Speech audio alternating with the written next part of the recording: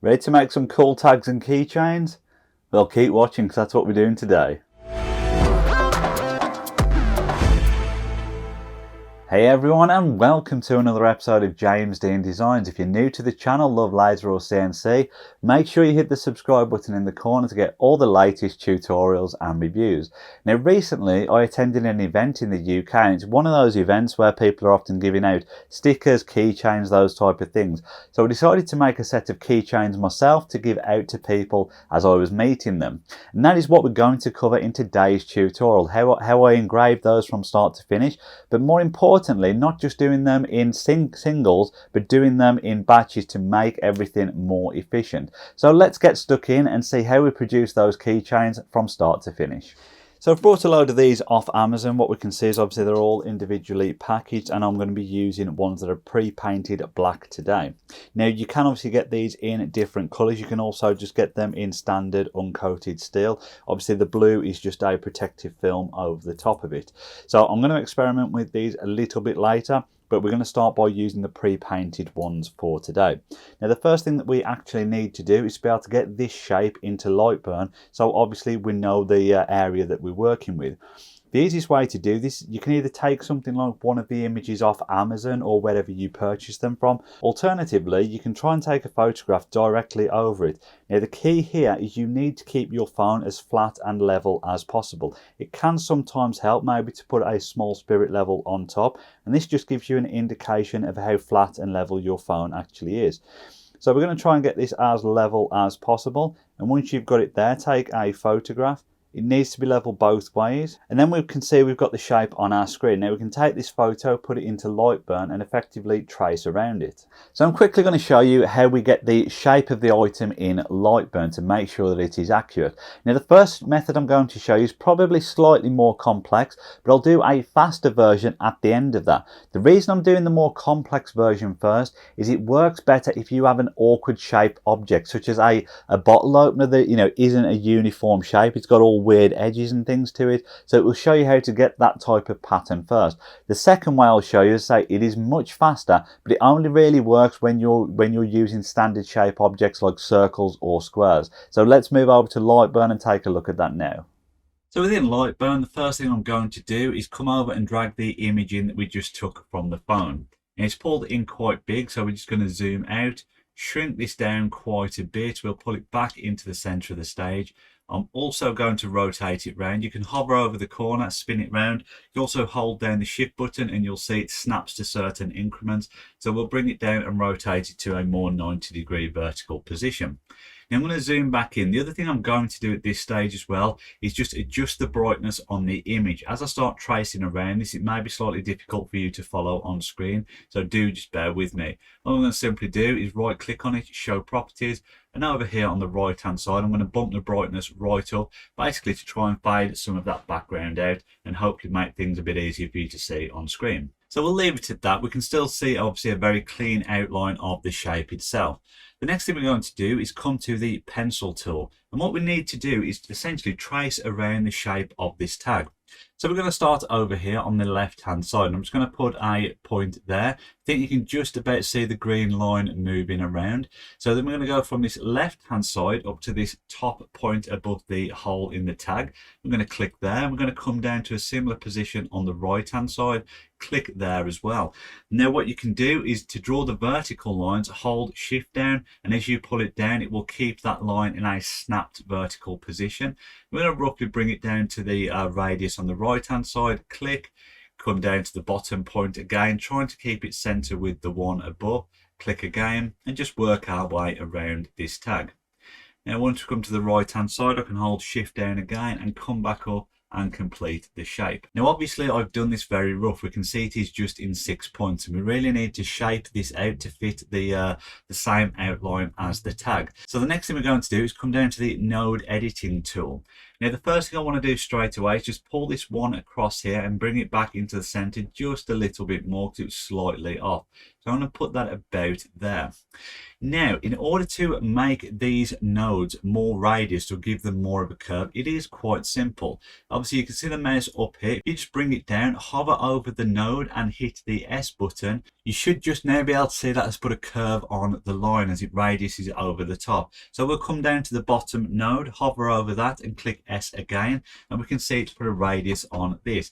Now the important thing about this radius is that it doesn't just apply it to the node you've done, it applies it to the connecting nodes. And you should just be able to see these blue anchor points on the right hand side. So there'll be one on the right hand node and also one on the left hand node. I appreciate that's probably slightly difficult to see with the image in the background. So what we essentially need to do now is move these anchor points about and make the green line follow the actual shape of the tag itself. So we can drag these anchor points out and just start to shape it to the same as the tag. You'll need to use both anchor points to get the radius correct. So we're going to pull the bottom one out first, then come to the one above it. You can see this a bit more clearly if I swing it all the way out.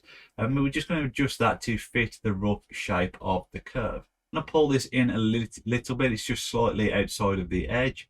And then we're going to do exactly the same on the other side as well. We're going to pull this one out, start to keep it in line with the curve, and then bring the one in from the top down to match it. And that is pretty close if I'm honest. So I'm going to leave that one where it is. I'll speed it up and do exactly the same on the top area. That is pretty close to the outline border of the tag now. In fact, what I might do to make this easier, I should have done this in the first place, is switch the layer color. Hopefully that can be seen a little bit better now going into the magenta. The other thing I'm going to do as well is draw the hole in for the loophole at the top. So I'm going to come over to the circle and just drag a circle over this, holding the shift down as well to keep it in proportion. This doesn't need to be perfect, it's just to give you an indication of where the hole is actually going to be. Obviously we're going to put a design on this tag shortly, so we just need to make sure that we're accounting for that hole as well. Come back up to the arrow tool, delete the image out of the way. What we can see there is basically we have the template for our tag. Now the next part is really crucial. So we have the outline of our tag, but we have no scale, size or reference. So it is the right shape, it is not the right size. So what we're going to do now is measure the actual tag itself. Obviously you can use a ruler, you can use calipers to do this, or if you have purchased them from somewhere like Amazon, they will tell you the sizes on the actual site. So just go back to your order and take the measurements off that. So we're just going to select everything and we're going to make sure that the pad lock symbol is turned on to keep the scale ratio. Now the width of mine is 25.5. Hit enter. And what we can see is that he's made the height 38.6. The actual height on Amazon says 38, so it's not too far off. It's 0.6 of a millimeter out. It is just for a template at this moment, so it doesn't make too much difference. But if you wanted to be fussy, obviously you could unlock that padlock, bring it down to 38, hit enter. This is your base file. At this point, I would strongly suggest either exporting this out as an SVG or saving it as a backup file. Just in case you accidentally change anything, you can always come back to your base file to save having to redraw it all out again. Now I said earlier that the circle in the middle, we don't need it, it's just as a reference point. So what I'm going to do is select just the circle on its own and put this onto a new layer. I'm just going to click number 8 for now. We'll see that's faded out to grey.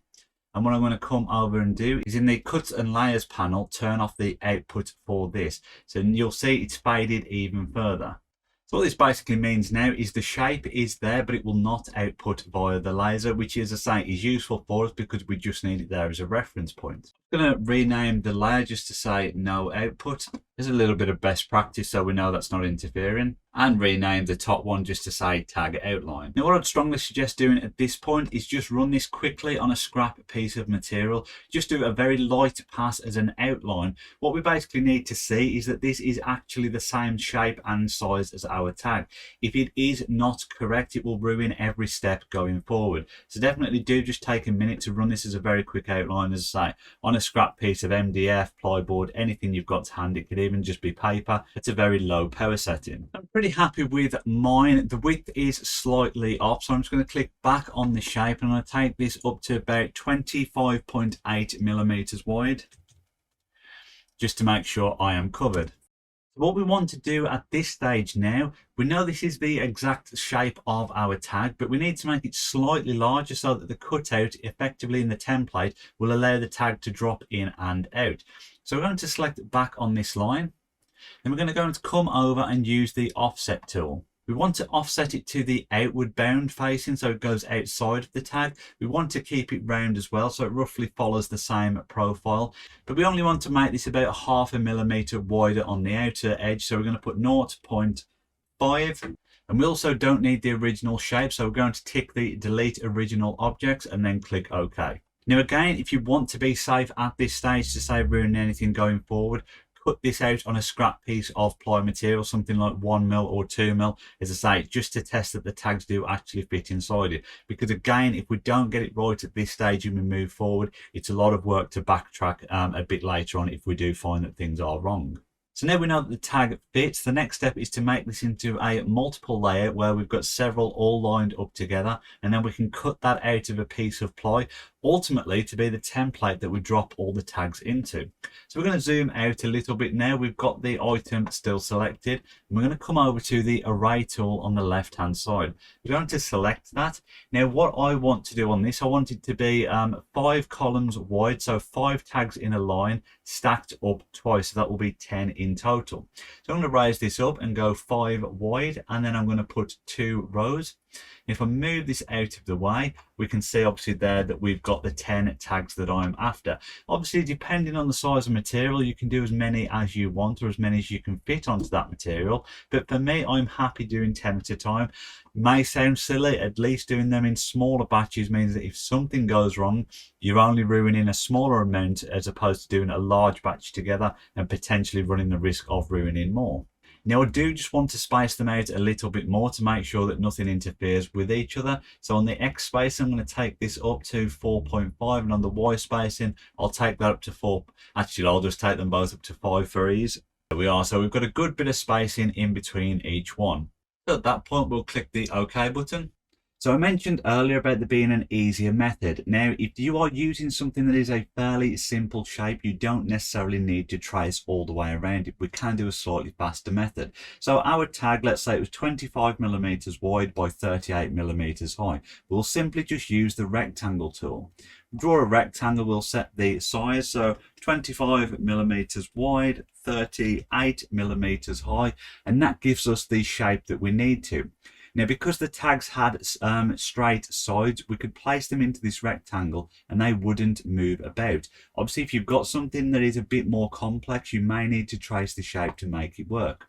And obviously, once you've drawn the shape that you need, you just repeat the same process that we've done before, using the array tool to space everything out, do a couple of layers, and then, yeah, we're pretty much back in the same place. But obviously, do remember to test cut before you go this far, just to make sure the size is correct for the type of item that you're working with. What I'm going to do now, we can see the green dot is in the center, which means the job origin is starting from the center. I want to start this from the bottom left, but I also want it to start from a consistent point in relation to the material or the template that we're going to cut. Now, if you are cutting this out on something like an A4 size piece of plywood, then the easiest thing to do is to draw a square around this at A4. For the purpose of today, I'm just going to draw a box around everything just to cover all the tags themselves. I probably should have made that outline, that output layer something more visible. So let's come back and make it something like a red so we can actually see what is going on. Now, what I'm going to do is come back down to the job origin and select the bottom left, and we will see that green dot jumped from the center down to the bottom left. So what it means is every time I line the laser up with the bottom left piece of the material, it will cut consistently in relation to the positions of the actual tags. Now, obviously, you need to find a way to make sure you are cutting these in a consistent place, or placing the template in a consistent place. We'll move on to that in a second. Now, let me just be really clear here before we move forward. In Lightburn, there are ways to do repeatable positions, and this is basically where you home your machine and then you can have it return to a set starting point, such as always being the corner of the material. Now, the reason we are not doing this today is because Lightburn works with laser machines, not CNC machines so much, and I'll explain this a little bit further. CNC machines by default usually home to the back right hand corner, and you work backwards into negative space, so you have minus X coordinates and minus Y coordinates. Now, laser machines are usually the opposite corner, so they will home to the bottom left and work into positive coordinates. Now, there are ways around this. Lightburn only really works in positive coordinates, and as I say, you can almost tell your machine to trick it into thinking you're working the other way around. I'm not going to get bogged down in this, as I say, because it really depends on what machine you have. If you want to know more about it, then just Google Lightburn repeatable coordinates, and you can create a couple of macros to allow you to do this with repeatable positioning. But for now, we're just going to focus on doing this in a slightly more manual way. So the key thing for what we're about to do now is basically making a repeatable position for the wood or the template to always sit into. Now the reason this is important is if you imagine that you cut the template out like that, you cut all the holes for your dog tags, you go away, do something else, you come back and you go to use the template, and let's say you put it in and it is slightly at a skew like that. Well, obviously all your tags will be in a slightly angled position, whereas Lightburn just knows that they're still going to be in a same 90-degree position, so nothing will line up. So this is all about making sure that your template sits roughly in the same place every time to guarantee the alignment when you're doing multiple items. Now my cutting grid is glued in place. I say cutting grid, it is a cooling tray for baking, but it does the job perfectly. And what we have is some raised lines on the wire, so I'm going to use these as the first starting point. I'm going to pull my material in and just let it touch one of those wires. It should be straight, and as I say, it gives me a guide to work to. Now if I really wanted to, I could also just rely on using one of the lines on the underneath and just slide my material up to it and roughly think that that is in a close position to always be the same, the same place when I slide my wood across. But actually I want something a little bit more prominent on the edge. Now depending on what type of grid you have, what type of setup, you could use a few small pieces of wood, just glue them down in place in one of the corners, and you will know that will always slide up. Now as I say, because I've already got one edge that I can work to with the raised wire, for the far edge I'm just going to use a piece of tape. I'm going to come in, hold the wood in place, put that on the edge, and then just roll it along the edge so I know that that is where it sits. It's a very simple method, I know, but it does the job. Now basically what I know is if I wrap that piece of tape under there, I know that that edge there is where the board sits. So if I take this away and then I come back in a bit later to use my template, I can just line it up on that wire at the bottom, slide it across to the tape, and I know the template is going to be in the same position every time I use it. If you really want to be double safe, you can also put a piece on the other side, and that just gives you another reference point, let's say, for when you are lining your material up. So we're just going to put that one there as well. And now I know I've got a good indication of where that template needs to sit. So for this next part, what we want to do is home the machine. So it's going to send it to the back right. And then we are going to manually jog it over to this position here on the bottom left-hand corner. I'll speed it up, obviously, just to make it a bit faster. So what I have done now is brought this over to the bottom left hand corner of the material. I've also set the Z height as well. And if you have a machine that doesn't use the Z axis, it's a fixed height laser, you don't need to worry about the Z measurement that we're about to take. Now obviously if you don't have homing switches, you'll need to do this manually every time. But for those of you that do have homing switches, this will make life a little bit easier. So in Lightburn, we've just jogged this about and we're going to come up to the get position. And we will see it's just taken the current position of the laser as X minus 342, Y minus 363, and Z minus 54. So that is our current coordinate of the laser. So if we move anything about and we need to bring it back to there, we home the machine and we can bring it back to those coordinates. Now I'd strongly suggest making a note of those coordinates. Even better, make a note of it on the piece of material that you're about to cut them out of. Now I mentioned earlier about the differences between working in minus and negative coordinates, and that Lightburn only really handles one. There's a way around this. What we can do, let's say for example, if we move this to a different position, I want to bring it back to that position where the origin needs to start for the job. So we're going to come over to the console panel, and what we're going to do is type G53 and then put in those coordinates that we just made a note of. So X minus 342 space Y minus 363 space Z minus 54 and hit enter.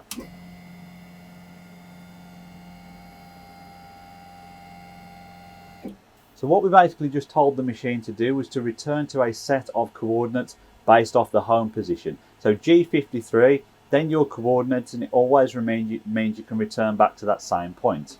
Now, as I say, this is a slightly messy way of doing things because, you know, people will argue, well, you could have just told it to start at the bottom left-hand corner of the machine and work in. But the reason I'm doing it this method, as I say, is to try and accommodate for lasers and CNCs together. So what we're basically telling the laser to do is start from the corner of this shape, and we have aligned the material up to be in this position. So instead of starting from the bottom left-hand corner of our work area, we are starting from the position that it is now, which is aligned to the material, and then it will go in and cut out these shapes.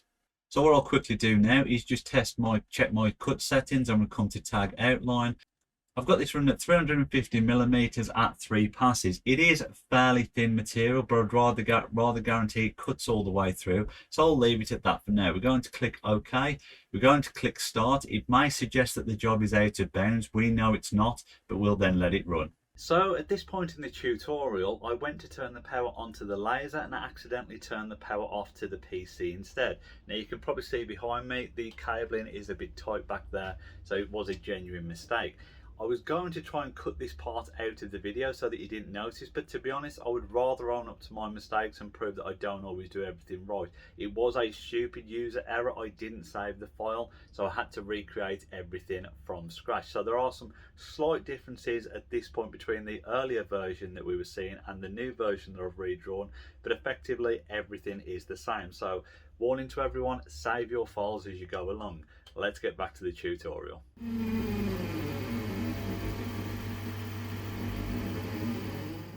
So I've caught back up with myself now. I've done a new grid layout and cut it all out so everything is ready and we can proceed with the next step. Now, one thing I'm going to do is stick this piece down to a fresh piece of board. The reason being, you will have seen I was cutting on a cooling tray, and when you drop these through, obviously it may sit slightly uneven on the cooling rack. So one way around that is if we stick this to a fresh clean board. Obviously imagine that is glued down, and then when we drop the tags in, they will sit much flatter and much more secure than on the cooling tray. So yeah, I'm going to stick this down, and this will then be my finalised template. I should also point out, I don't know if you can just see it there, I've actually also been doing some power scale testing on the tag as well, just to try and find a setting for engraving it, so I've got those as well. Just makes my life a bit easier. So back into Lightburn. The first thing we need to do now is to make all of these tag outlines basically non-outputting layers. So what we can do actually is drop them onto the other layer that is already set to not output. So if we come up and click on Shift and click the black layer, it will select all of those tags. And then if we move over and select the blue layer, which everything else is on, it will put them onto that. So what we basically have now is an outline template of where the cutouts are, so we can do our artwork within these. Obviously, if you are doing something like pet tags, you might go in and put like one pet's name in here, another pet's name in here, and so on until you complete all the tags. What I'm simply going to do is drop my logo into this space and then obviously repeat it across all of the tags. So I'm just going to come into Illustrator. My logo is here. I just go in and select it. I'm going to press Ctrl C, come back into Lightburn. We'll select a new layer and press Ctrl V. Now as I zoom in, we'll see this is actually two different colors. It's pasted them on two different layers. So we're going to select everything and then come back and select the red layer to put it all on the same layer. Now it's automatically made it a fill layer, as we can see here in the top right hand side. And I'm going to change these speed settings. I'm going to take this up to 1800 and make the power at 50%, which I know is sufficient to take the paint layer off the tags. So we're going to click OK. Now what I need to do obviously is fit this within the artwork itself. So we're going to scale this down, see how small we can get it and fit it inside. And then enlarge that up a little bit. Let's just make it fit. We want to try and take up as much as the tag as we actually can, but still leave a little bit of a gap around the outside. And now we want to center it vertically into the tag. So with the logo selected, we'll click the tag outline as well and click the vertical center. Now you will have seen then it moves the logo and not the tag. The reason for this is whatever object is selected first, that is what it will move. If we'd have done it the other way around, selected the tag and then the logo, it would have shifted the outline for the tag in line with the logo, if that makes sense. So the one that you need to move should be the one that you select first. We'll do the same with the horizontal as well. So that is now sitting in the center of the tag. So with the hole at the top, I just want to balance these gaps a little bit better. So I'm going to unselect the tag itself, just keep the logo selected and just move this down one click, just to balance that a little bit better. I'm going to zoom back out till I can see everything. Zoom in to cover all 10 tags. Now we're going to go back and use the array tool to repeat this across all the different tags. So we're going to come over, select the array tool, and we want a similar thing again. We want 5 on the width and we want 2 on the Y. Now obviously you can see these are much closer together because they're smaller in size. So we need to now adjust the spacing to offset these better. So I'll do this quickly again as always just to speed it up. A good indication is look at the first one and look at the last one. If the last one looks correct, then in theory the ones in the middle should be as well. This one on the right hand side is going over just a fraction too far, so I'm going to bring this down in decimals. So that looks pretty balanced. We'll do the same on the height now. We'll take this up until it's close. In fact, I'm pretty happy with that, so I'm going to leave that on 19 now and we will click OK. So earlier we used a bit of code to make our life easier in returning back to the same spot. We're going to take that one step further now. We're going to head over to the console panel and we're going to come to the first macro button, macro 0, and right click on it. Now what a macro basically is, it creates a series of steps for you to carry out, making your life easier rather than repeat commands all the time. We're going to call this one tag start position. Then in the content, I've already typed this out in Notepad to speed it up. So I'm going to highlight all of this, press Control C, come over and press Control V in here. Now I'm just going to break this down into 2 separate lines and I will explain what the commands are.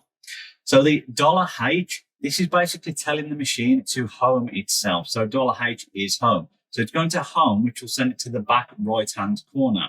We're then telling it to move to these exact coordinates that we've got here, the ones from earlier, minus and the X, Y, and the Z. The G53 and the G0 are basically telling it to move to the defined coordinates at a fast rate. We didn't use the G0 earlier. That will just speed things up whenever you are operating. So we're going to click OK. And we can see now that the tag start position has changed the name of the macro to be what we put into it. Now, one crucial piece of information I should mention, obviously, the Z height originally was based on the height for cutting through the template. Now, the tags are sitting on top of that, and there is a thickness to the tag. So we're actually going to counteract that as part of the macro. I'm just going to go back and quickly edit it. It's an important step for you to note because basically it's setting the correct focal point for what you're actually engraving versus the earlier cutting that we did. So I've right clicked back onto the macro, and instead of minus 54, I think the tags are about 0.5 millimeter thick. So I'm just going to put this at minus 53.5. Not a huge measurement, as I say, but it is quite important. Click OK. And then I'm just going to raise the Z axis back up 0.5, as I say, to counteract that slight difference in the thickness. So with that done, let's get this job started.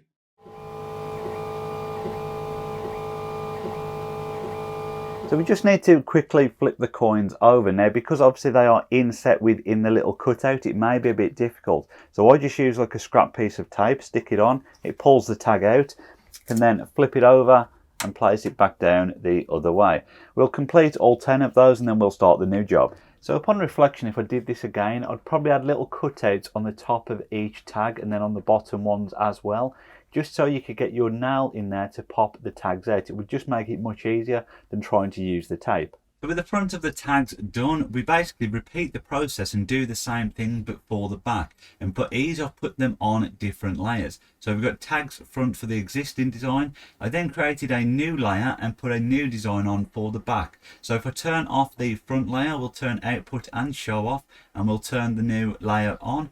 And now we can see, if I zoom in, We've got jamesdeandesigns.com and the 3 social media platforms that I operate on.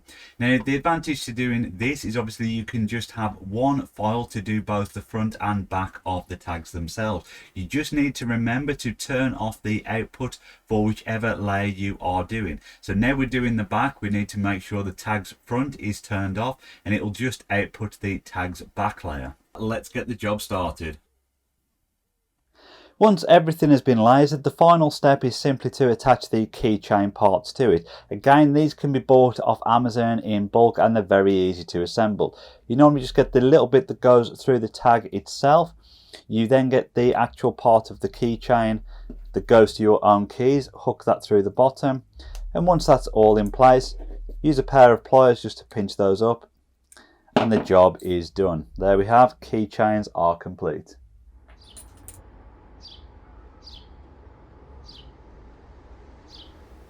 So we're now batch producing keyrings. It really is that simple. But this method can apply to a lot of other things such as pet name tags. You can turn them around really quickly and they're always great sellers. So yeah, you can apply this to lots of other different things. I really hope you've enjoyed today's tutorial. If you have, please give it a thumbs up. It always helps the video. Thank you everyone for watching. Final thanks as always goes to my patrons. If you want to get involved, check out the links in the description area below. You get some great benefits such as early access to content, more one-to-one personalised help if you ever get stuck on your projects, so definitely check it out. But I will see everyone on the next episode.